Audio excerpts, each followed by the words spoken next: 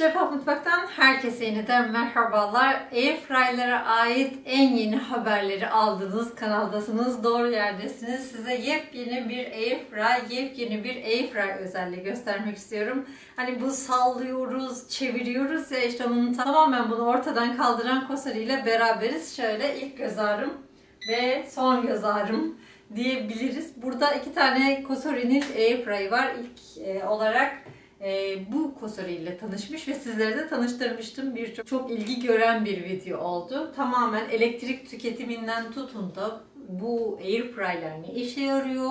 Aslında hava fritözünden başka biz Türkler bunları ne şekilde kullanabiliriz gibi birçok sorunun cevabını o videoda paylaşmıştım. Şimdi bugün iki tane Cosori var dedim size elimde.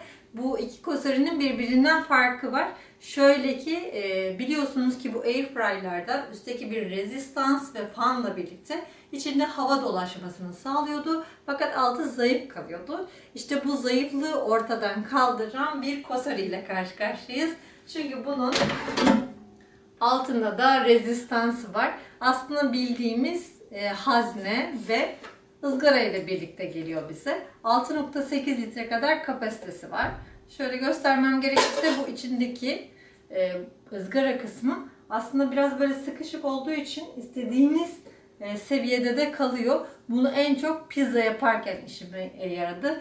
Airfryer'da hiç pizza yapılır mı diyorsunuz? Evet, Airfryer'da pizza yaptım. Şimdi ben sizin için bu Cosori karşılaştırma videosu gibi düşünün. Yani elinizdeki Airfryer ya da almak istediğiniz Airfryer'lerden neden daha farklı olduğunu anlatan bir video olmasını istediğim için normalde biz Airfryer'larda zorlayan yiyecekleri yapacağım dedim. Ve pizza, ekmek, yani alttan ıslanması gereken pizza, ekmek ve sulu yemekler ve aynı zamanda bir de pandispanya keki hazırladım. Evet, doğru duydunuz. Bu pandispanya kekleri biliyorsunuz ki oldukça nazlı keklerdir. Her Airfryer'da değil, her fırında dahi olmaz. Çünkü ısıyı mutlaka iyi alabilmesi lazım eğer bir pandispanya yapmak istiyorsanız. Öncelikle köfteyle başlayalım. Köfteli patatesli bir yemek yaptım, akşam yemeği. Şimdi bunun sulu olmasını istedim. Köftenin tamamen etrafında dolaşan bir ısı sistemi olduğu için hiç çevirmeye gerek kalmadı. Aynı şekilde patateslere de hiç sallamadan koyduğum gibi, direkt içine koyduğum gibi 360 derece ısı teknolojisiyle birlikte çok güzel kızarmış patateslerim oldu.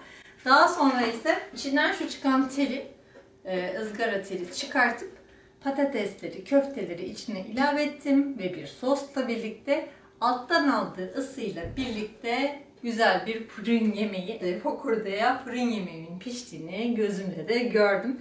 Daha sonra da bir ekmek denedim. Şimdi Airfryer'larda genelde yiyeceği sıkıştırmayın derler. Niçin? Çünkü üstten aldığı ısıyı alta doğru dolaştırarak içindekini pişirdiği için eğer üstten verdiği ısı alta dolaşamadan bir sıkışıklıkla karşılaşırsa pişiremeyeceği için ben de bu Cosori'nin bakalım alt rezistansı bunda gerçekten fark ediyor mu diye şöyle sıkıştıra sıkıştıra bir ekmek yaptım.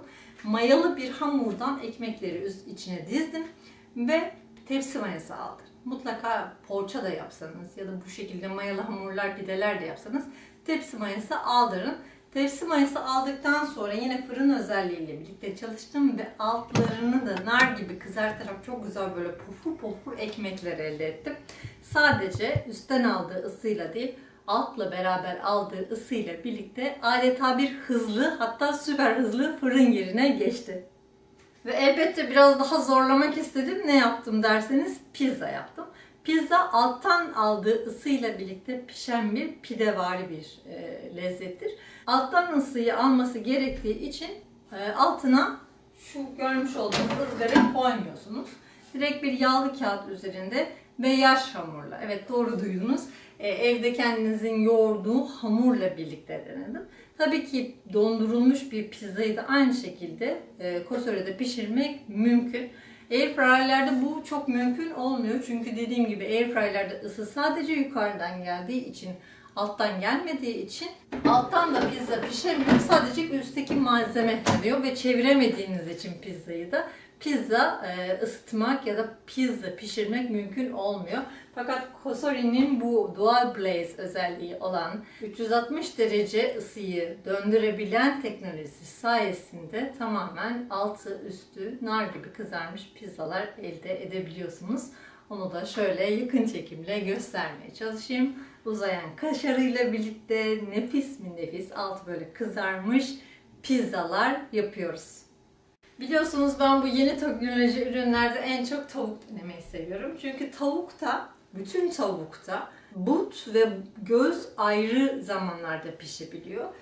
360 Thermo IQ teknolojisiyle bu Cosori tamamen tavuğun her tarafından altından girip üstünden çıkartıp her türlü içinin dahi sulu sulu pişmesini sağlıyor. Hatta şöyle bir ısı derecesiyle birlikte içinin 80 derecelere, 75-80 derecelere geldiğini gördükten sonra içinden aldım. Üstelik içine attığım tavuk tam 2 kiloluktu.